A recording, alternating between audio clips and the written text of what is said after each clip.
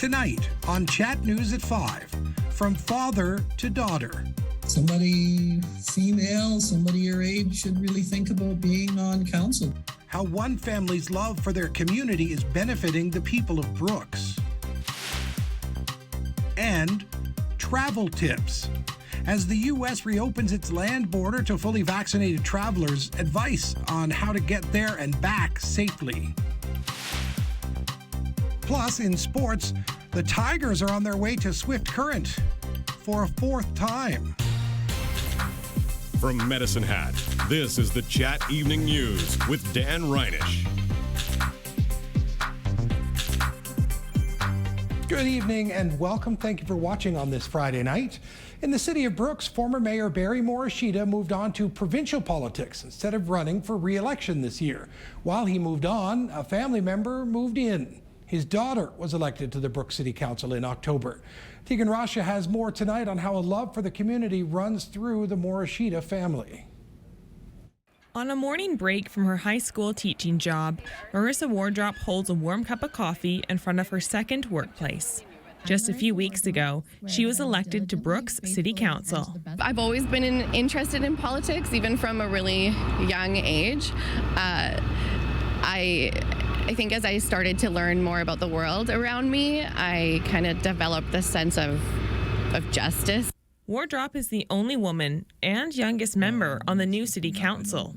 The 33-year-old mother of two thought this year was the right time to run, while being strongly encouraged by her dad. When I knew I was no longer running, I said, you know, somebody female, somebody your age should really think about being on council, putting their name in. Wardrop's dad, Barry Morishita, was involved in municipal politics for 16 years and served as Mayor Brooks for 4. He's now moved on to provincial politics and is the leader of the Alberta Party. But one of his proudest moments was on October 25th when he swore his daughter into council.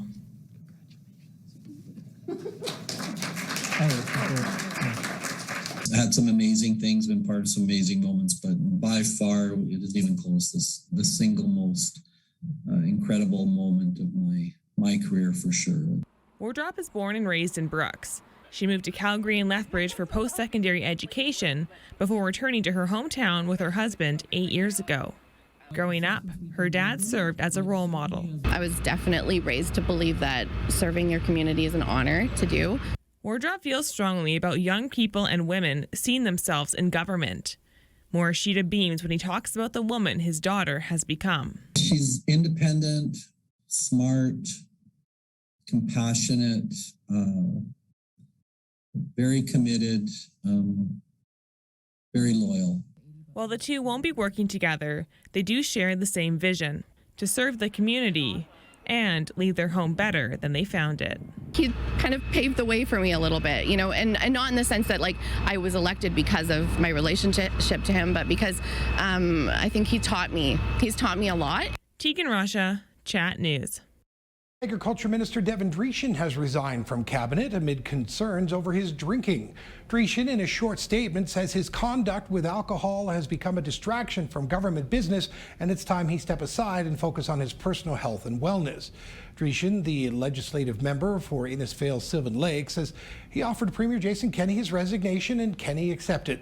Mr. Kenney says he has tabbed Nate Horner, the Associate Minister in charge of Rural Economic Development, to become the new Agriculture and Forestry Minister.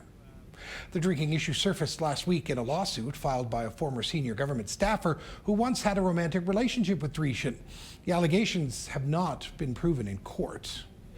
The UCP has put forward legislation that would set provincial election dates. If passed, the last Monday of May would be Election Day in Alberta. Circle Monday, May 29, 2023 on your calendar. That would be when Albertans will go to the polls again. The bill also touches on increasing advance voting locations and allowing only those living in Alberta to make election advertising contributions. COVID numbers continue to drop across our province again today. There's 82 active cases in Medicine Hat right now, 7 new cases in our city since yesterday, and 13 people recovered. 17 inpatients are now at Medicine Hat Regional Hospital, 3 in the ICU. Among Hatters 12 and over, 84.1% have received at least 1 dose of a vaccine, and 78% are fully vaccinated. There's 466 new cases in the province over the past 24 hours. There's now 660 Albertans in hospital with COVID-19, 141 of which are in the ICU. The province completed 11,495 tests in the past 24 hours. The positivity rate is about 4.1%. You'll find all the latest numbers online at chatnewstoday.ca.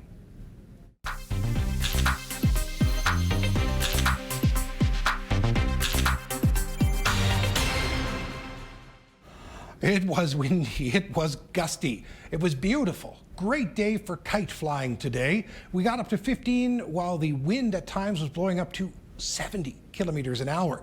It has now started to change directions. It's coming at us from the west-southwest. We're seeing gusts at about 43 kilometers an hour, but they might blow up to 70, including this evening. The full AccuWeather forecast is coming up in just a few minutes right here on Chat News at 5.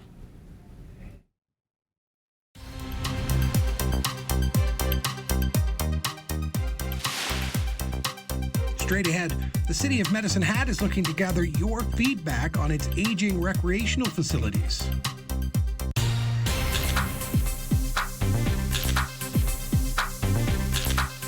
After 18 months of travel restrictions, people are itching to board planes, mostly the ones bound for sunny destinations and beaches once again. Ruth Malcolm, owner of Medicine Hat's The Travel Agent Next Door, says business is picking up with vaccination rates rising and restrictions being relaxed. Don't expect it to really vamp up until about 2024 late, okay? So they are starting, but for me, it's my diehard. I want to travel and I don't care. And it's just like me. I already have mine booked, so I'm going in February. You can't stop me. Ruth says Mexico is the most popular travel spot with her clients right now, and people just want to feel the sand beneath their feet while Mexican music plays in the background. She also has some bookings for Europe next summer. When she's working with clients, Malcolm makes sure they know the conditions around refunds and everything that will be expected of them upon arrival at their destination and in order to come back home. Ruth says needing to show a negative PCR test for COVID-19 return to Canada is the biggest concern among her clients right now. We can at least quarantine at home instead of down in Mexico for another 10 days or down in Italy for another 10 days, which comes out of our pocketbook, right? So yeah, so even if they change it to the rapid test, would be great. I would pay $40, but I'm a little leery paying $150 US per person. Canada's Chief Public Health Officer, Dr. Teresa Tam, says the current policy is, quote, actively being looked at. Alexandra Middle School launched a first-of-its-kind sports institute this fall. The program takes on a holistic approach, focusing on improving student performance both on and off the field. As Tegan Rasha reports, it's been very popular and well-received. A year ago, this space was a storage room. And now it's part of a much bigger, inclusive program, developing students into better athletes and people. My passion for working out kind of started during COVID just because we had limited resources for me to train, but I still wanted to make sure I kept up my strength just for when we come back, I'd be even stronger. So when this became an opportunity, I knew that it would be something I wanted to do. Grade 9 multi-sport athlete Jordan Barabee is part of the Alexandra Middle Sports Institute, an in-school program that focuses on improving students' athletic performance regardless of ability or sport. It's only been 2 months, but Principal Todd Samuelson says it's the most popular program at AMS. We have a population of about 470 students at Alexandra Middle School, and we have close to 100 students participating in sports institutes. A typical week has students working out at Badlands Training Center on Monday, lifting and participating in classroom work on Wednesday, and an optional Friday workout. Strength and performance coach Jessie Jan says what kids like most is the variety. I heard rock climbing from one, I heard the strength classes from another, I heard CrossFit from someone else, I heard the cardio and spin and yoga from other kids. So they've all seemed to really find something that they've really enjoyed when they've come to visit us. At the Sports Institute, the focus is on improving the whole athlete. In the classroom, students learn about nutrition, anatomy, and sports psychology. This is where Jordis feels she's made the most improvement. I really like, along with the workouts, the mental part of it, because we do work a lot on making sure we're mentally wealthy, and that's one of the things I used to struggle with as a gymnast, just making sure I'm confident in myself and my ability. So the gymnast trains next to the football player, and the basketball player trains next to the figure skater. One thing they all have in common is the positive feedback they're giving about the program. Tegan Russia, Chat News. The problem of aging recreational facilities in Medicine Hat didn't go away after the recent civic election. The new city council will have to wrestle with how it invests taxpayers' money and makes decisions whether to close, replace, or repurpose some infrastructure. To help with those decisions, the city is holding several public information sessions to gather your feedback. The next one will take place tonight at the Family Leisure Centre from 6 until 8. Scott Richter, the Business and Innovation Manager for Parks and Recreation with the City of Medicine Hat, says many of our current facilities were built half a century ago and are an example of good planning back then. He hopes people today will carry the same vision forward as the plans are being made for the next half century. I think we owe it. I think everybody kind of owes it to themselves to really pitch in and set us up for the next 50. And that's really what we're talking about is, you know, these facilities are great. Some of them are aged a little bit and some need some help. But it's really about, like, what do we want to be in the 50 years from now? Tomorrow, a session runs from 10 in the morning until noon at the Medicine Hat Public Library. The city is also offering online engagement with a survey on the Shape Your City webpage. That's until November 18th. An online forum on the same webpage opens at 1 o'clock this afternoon, and it closes Monday morning at 8. Let's take a break here on Chat News at 5. There's much more right after this.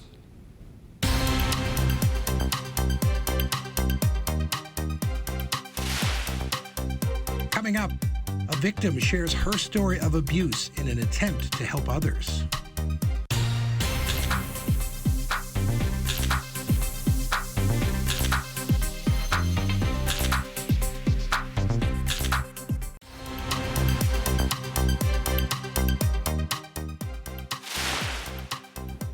There's some cautious optimism about the state of the pandemic in Canada tonight.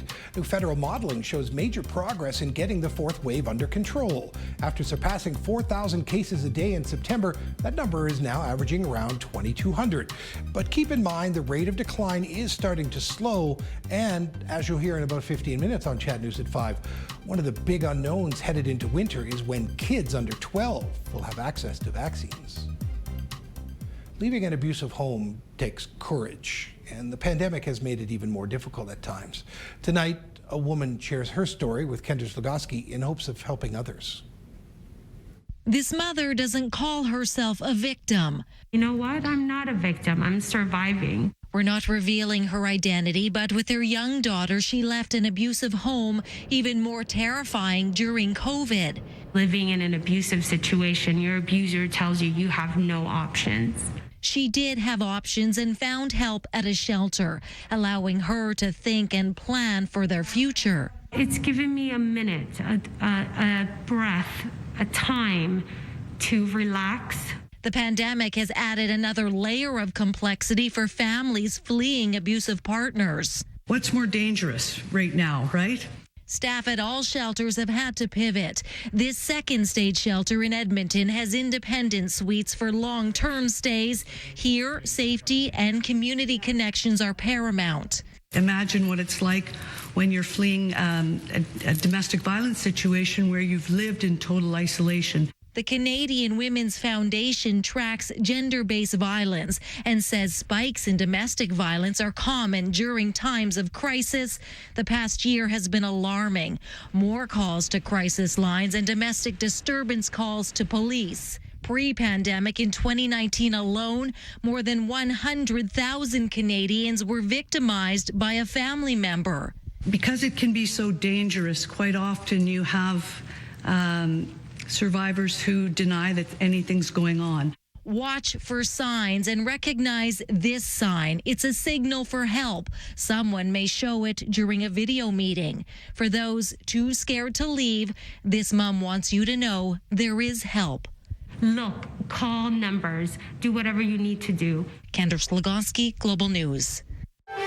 Chat Weather, brought to you by Design Flooring Center, with you every step of the way. Chat Weather, powered by AccuWeather. It was a windy one out there. I had to take some boxes out to my car, and I'm carrying them. I'm doing okay. I'm doing them okay. And then I was like, just got smacked by the wind. So no, if you have to carry anything out to your car, it is windy out there, and it will be tonight and tomorrow as well. But the wind won't be as strong tomorrow.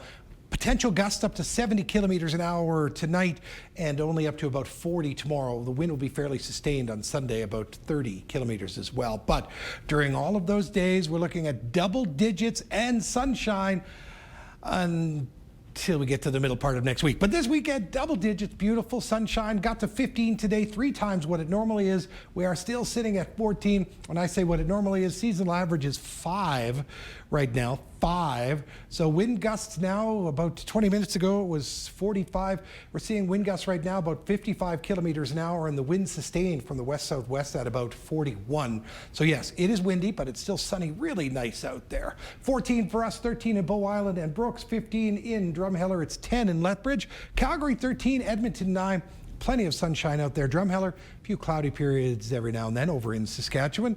12 degrees in Saskatoon. Double digits everywhere on this day in the first week of November. I'm loving it. 14 in Maple Creek and Leader, 13 in Swift Current. Regina is 15. There are some clouds to be seen on the radar and some specific patterns and cells of precipitation that are pushing on the other side of Regina over to Manitoba, and they're also pushing through the northern part of Saskatoon. I think if they hit the Manitoba border from there, is that Flin Flon? Not really sure. All right, so futurecast. Plenty. 1, 2, 3, 4, 5 low pressure systems. Now, when this many low pressure systems start to pile up and push through, yes, that means there's a lot of colors on the map, but subsequently that means there's going to be high pressure coming in, a lot of it, and some strong winds, okay? So we're not seeing the high pressure on there, even though there's 3 here, they're already gone past us. So with all of those low pressure systems coming in, that's why the weather has the potential to change next Wednesday into Thursday, and we could see some rain, some cloudier days, and temperatures will drop into the middle part of next week. But still, as we look through the next weekend, 10 days or so from now, no major snowfall in our forecast right now, and that's true tomorrow in Brooks. You're gonna get to 7, 8 degrees, lots of sunshine for you. Cloudy to start things off in Leader, but sunny during the day in Leader, about 6 degrees. Yes, cooler than it was today. 9 tomorrow in Maple Creek, getting cloudy as the day goes on. And for us here in Medicine Hat, cloudy conditions in the morning, but clearing as the day goes on, and then only a few clouds in the afternoon. Now, while we did get to 15 today, we're going to wake up a little bit warmer than what we've seen some days this week, starting off at 3, getting to 8, and having lots of sunshine. And yes, as I said, colder days earlier this week. Remember Monday morning? Remember Monday if you don't park your car in a garage? Yes, okay, so Les sent this one in. A frosted windshield. Now, if you park your car, your truck, your vehicle, your van in a garage, good for you, congratulations. Some of us park outside, and as Les said, Mother Nature always has good taste. It's worth looking at, especially if you are, as this person appears to be, on the inside looking out. Beautiful picture. Thank you, Les, for sending that in to us at weatherpics@chatnewstoday.ca, brought to us by Prestige Windows and Doors. Have a great weekend with your camera. I look forward to seeing the photos that you take and show to us next week. That's both for Les and everybody else. Thanks again for all of the pictures that we received this week. Thanks for being here on this edition of Chat News. Back with national, international, and sports news still to come tonight here on Chat News at 5.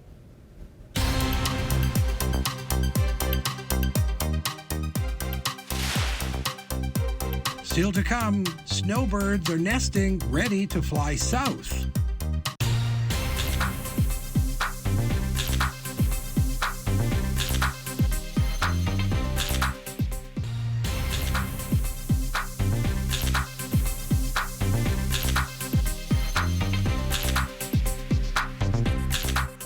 It's Friday night, November 5th. I'm Dan Reynish, and this is Chat News at 5.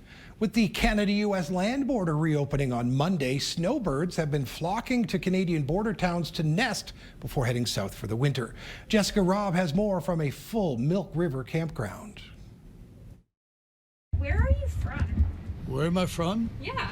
where my four wheels take me. Wolfgang Wilms is a snowbird. He's been heading south for the winter for the last 14 years. We enjoy the people down there, and it's warmer there.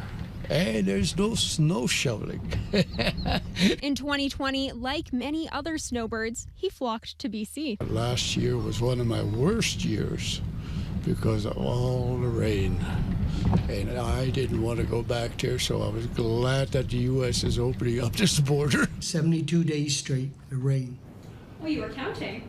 You have a lot to do when you have nothing to do. With the U.S.-Canada land border opening on Monday, they've all found a temporary place to nest here at Under 8 Flags Campground in Milk River. We were on our way to seeing our family in Alberta, and then we're on our way to BC, and we heard that the border was opening, so we did a sharp turn and head down here. The campground is a 15-minute drive to the Coots border crossing. Snowbirds were something new. I never experienced this before. Campground operator Helen Runka says come Sunday, the place will be packed. Figure out where I can put some people because they're all saying, oh, we gotta go over the border. And I said, the border's not going anywhere. Why are you such in a hurry?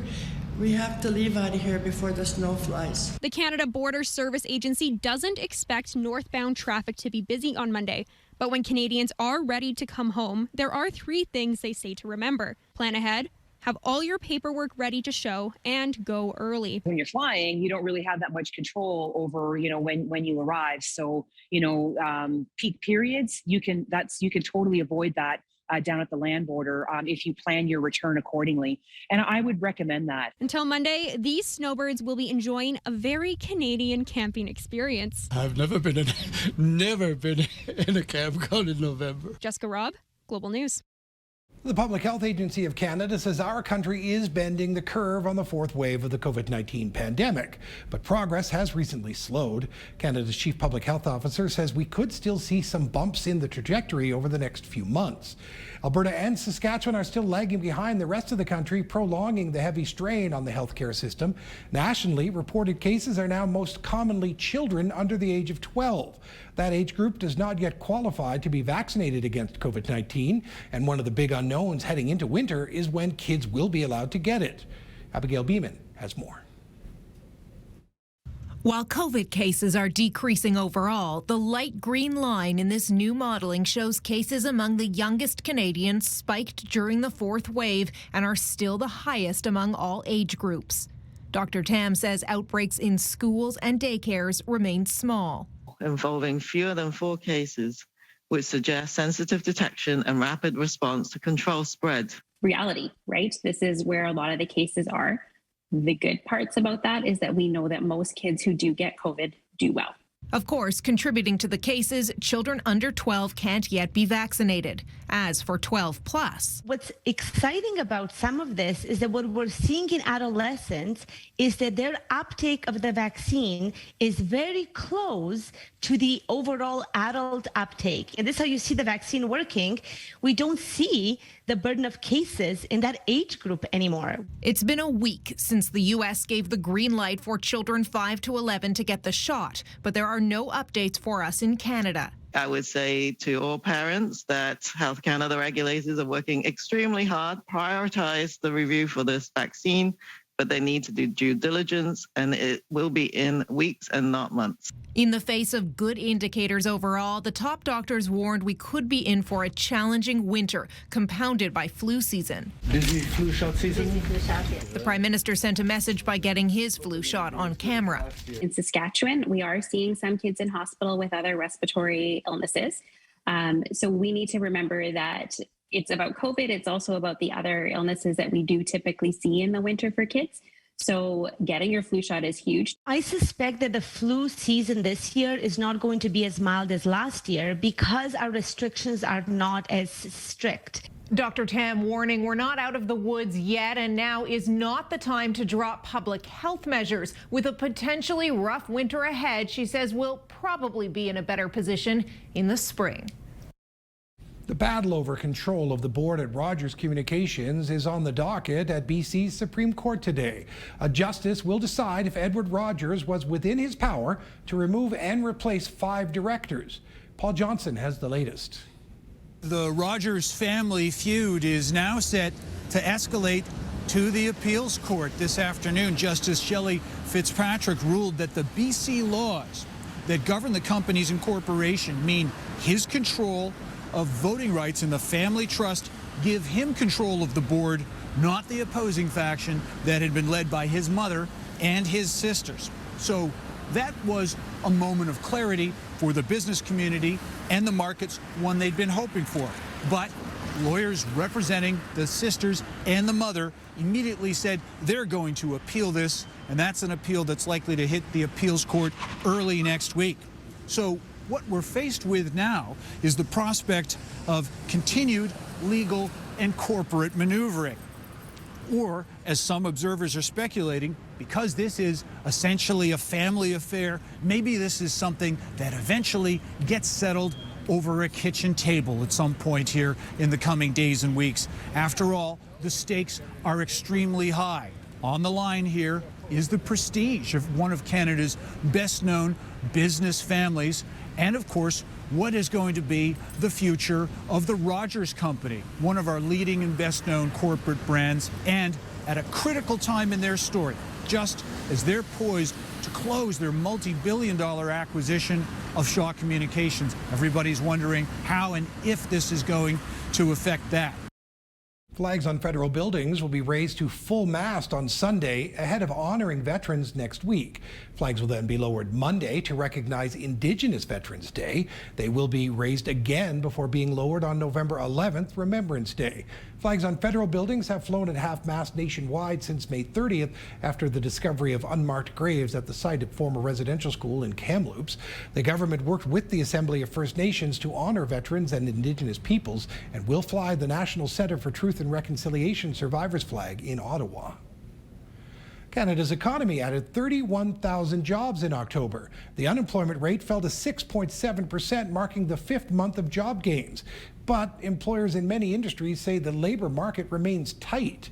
As Aunt Gaviola explains, that's given rise to a trend that's frustrating hiring managers.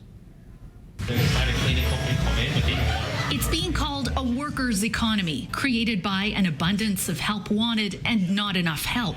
That's leading to an alarming increase in prospective employees ghosting.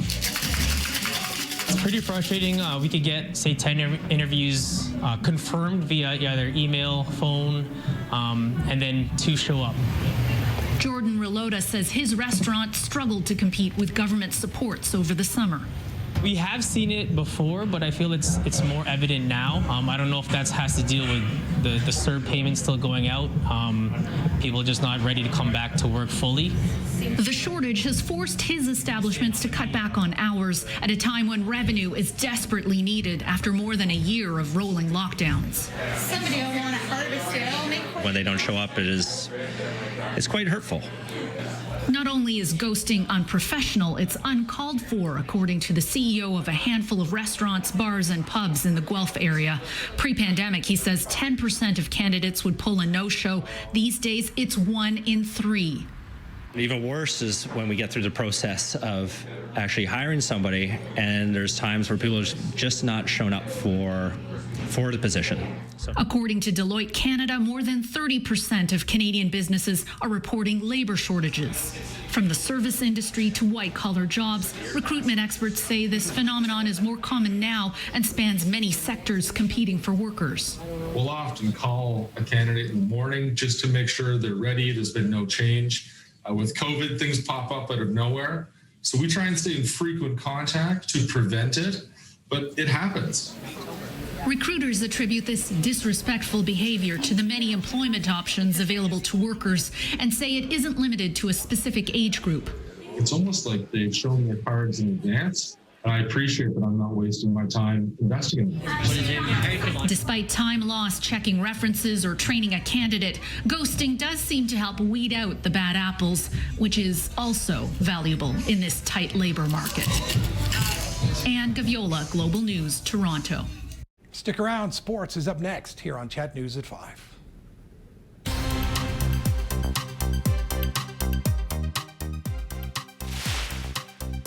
In the Friday Night Sports Report, Carey Price is coming back.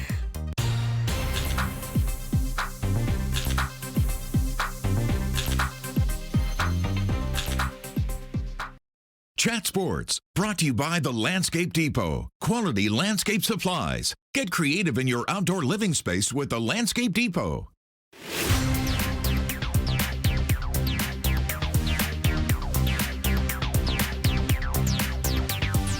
Scott Roblin's on the road this Friday night, so I'm happy to be here with you with sports. And let's start talking about the aforementioned Scott Roblin and the Medicine Hat Tigers.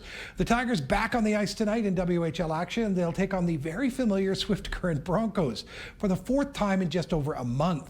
Medicine Hat's last game against Swift Current capped off with a comeback victory in overtime. The Tigers have struggled to get wins since then, though, going 1-2-1 over their last four. Defenseman Drew Krebs says they need a big weekend starting tonight to get back on track. I think we just know what to come prepared with, and coming into these games against these two good teams that have won games against us, I think we just need to come prepared and ready to play full 60 both games. After tonight's game in Swifty, the Tigers host Moose Jaw tomorrow night at Co-op Place at 7 o'clock. Scott Roblin has tonight's call between the Tigers and Broncos, starting with the pregame show at 6:45. You can hear it all on Chat 94.5 FM. In the NHL, Carey Price is preparing to return to the Montreal Canadiens. Habs head coach Dominique Ducharme has confirmed the superstar goalie will rejoin the team on Monday. Ducharme said today Price will meet with athletic therapists and develop a plan moving forward. Price voluntarily entered the NHL's Player Assistance Program on October 7th. The assistance program, jointly run by the league and the NHL Players Association, helps players and their families with mental health, substance abuse, and other matters. No official reason has been given as to why Price entered the program, but his wife Angela cited mental health in an Instagram post when the news first broke that he would miss the start of the season. Staying with the NHL, the Edmonton Oilers are looking to go 9-1 on the season tonight with a win over the New York Rangers. And they're hoping to do it on Kevin Lowe jersey retirement night. In addition to the 5 Stanley Cups Lowe won with the Oilers, he also won a cup with the Rangers. The team will raise Kevin Lowe's number 4 to the rafters tonight, and he'll become the 8th Oiler to have his number retired. That's Al Hamilton, Paul Coffey, Glenn Anderson, Mark Messier, Jari Kurri, Grant Fuhrer. Oh, who's the other one? Got to be Gretzky, right?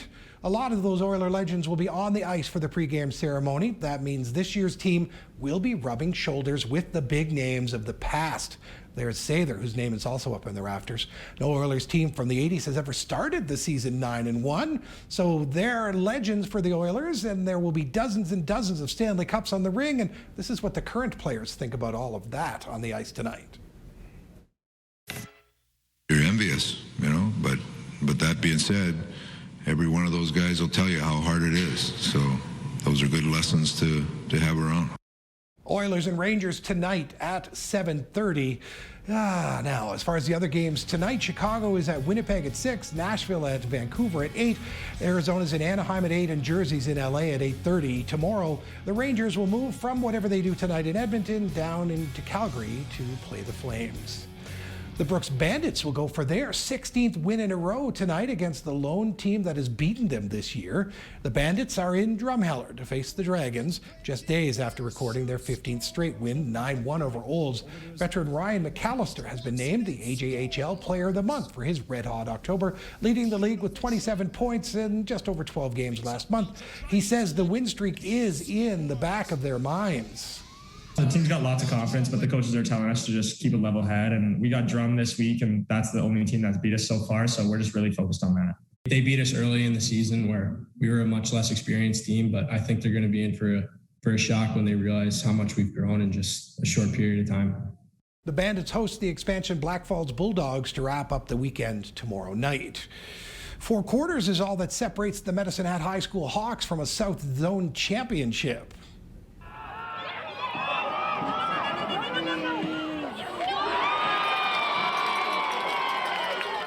The Hawks are ready to face the Cardston Cougars this evening, battling for the Tier 2 South title. Hat High is coming off a Rangeland Conference championship last week, beating their rivals from Crescent Heights. While the Hawks are guaranteed a spot at provincials, win or lose, they're hungry for redemption after losing the South Zone game to Cardston in 2019. Opening kickoff is set for the top of the hour at the Methanex Bowl. Staying on the gridiron, Week 14 in the CFL features the Riders in Edmonton tonight. The Elks need a win to avoid going 0-7 at Commonwealth Stadium this season. The Elks hold a record of 2-8 overall and still do have a chance to sneak into the playoffs. but they're going to need some help. Above all else, Edmonton must win this week to maintain their slight chance.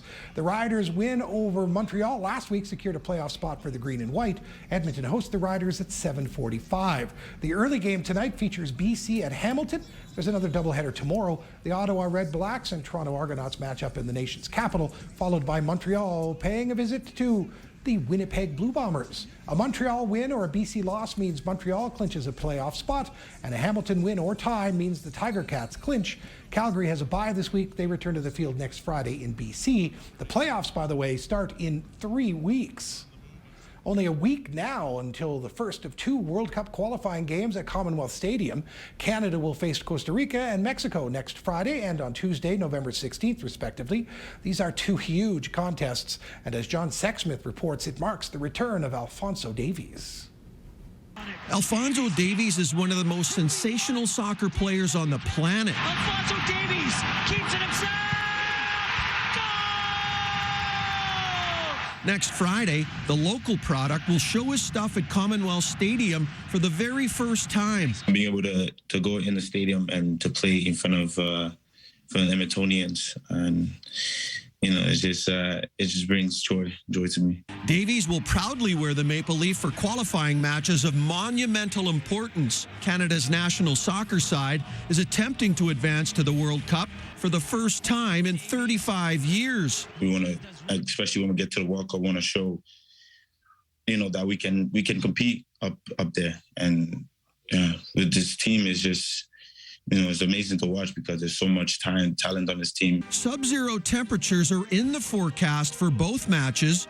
The weather's going to be a challenge, even for us Canadians. But we're used to it. So hopefully the weather, plays a part in our favor. Around 40,000 tickets have been sold for each game, but there's definitely room for more. And make, Commonwealth Stadium our fortress, make it really, really loud, make it difficult for these teams to come here and play.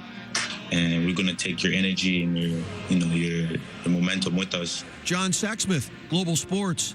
Trust me, if I could get there next week, I would be there for those qualifying games. A World Cup qualifying game is something spectacular and special to watch, especially 40,000 people already. If you can imagine another 5,000 or 10,000 people at Commonwealth Stadium when Canada faces Costa Rica next Friday and Mexico on Tuesday, November 16th.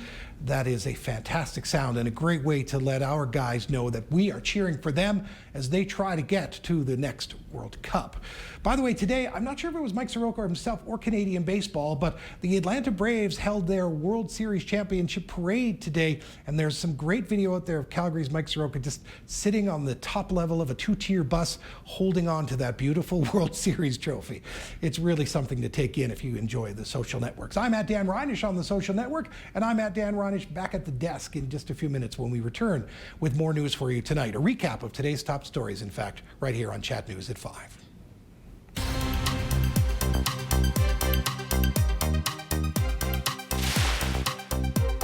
When we return, how one man's preparedness may have saved his life during a bear attack.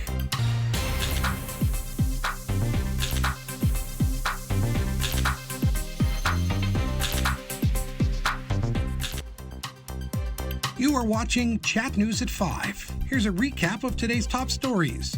Former Brooks Mayor Barry Morishita decided to focus on provincial politics instead of running for re-election this year. While he moved on, his daughter was elected to Brooks City Council. Marissa Wardrop is the only woman and youngest member. The 33-year-old mother of 2 thought this year was the right time to run, while being strongly encouraged by her dad. Barry beams as he talks about the woman his daughter has become, and on October 25th, Marissa Wardrop was sworn into council by her dad. She says, "He's taught me a lot." He says, "It was the single most incredible moment of my career, for sure." After 18 months of travel restrictions, people are itching to board planes, mostly the ones bound for sunny destinations and beaches once again. Ruth Malcolm of Medicine Hat's The Travel Agent Next Door says business is picking up with vaccination rates rising and restrictions being relaxed. Malcolm says Mexico is the most popular travel spot with her clients right now, and people just want to feel the sand beneath their feet while Mexican music plays in the background. She also has some bookings for Europe next summer. Malcolm says needing to show a negative PCR test for COVID-19 to return to Canada is the biggest concern among her clients. Advocacy groups are working to get that changed, and Malcolm suggests a rapid test at the airport upon arrival. If you would like more on these and other stories, please visit our website. You'll find it at chatnewstoday.ca. A Canmore man mauled by a bear in Kananaskis country this season is sharing his story. The 38-year-old has been hiking since he was a teen and often explores off the beaten path. As Jamie Dahl reports, his preparedness may have saved his life. There's hundreds of people that I would pass, and I wanted to be somewhere that was kind of like off into my own, and I've been through that area before. A beautiful September hike through the fall larches turned into a day that will be with Peter Graham forever. It was so close that we surprised each other. I remember that she turned her head to look at me, and in an instant she started running towards me in a full sprint. A mama bear and 2 cubs. Graham says we're just 20 feet away when she attacked, her mouth open. I could actually hear the sound of one of her teeth grinding against my skull. I actually had time to think of how bad the situation was, even in that moment, and was instantly knocked down to the ground. The 38-year-old had bear spray, but he says everything happened so quickly, there was nothing he could do.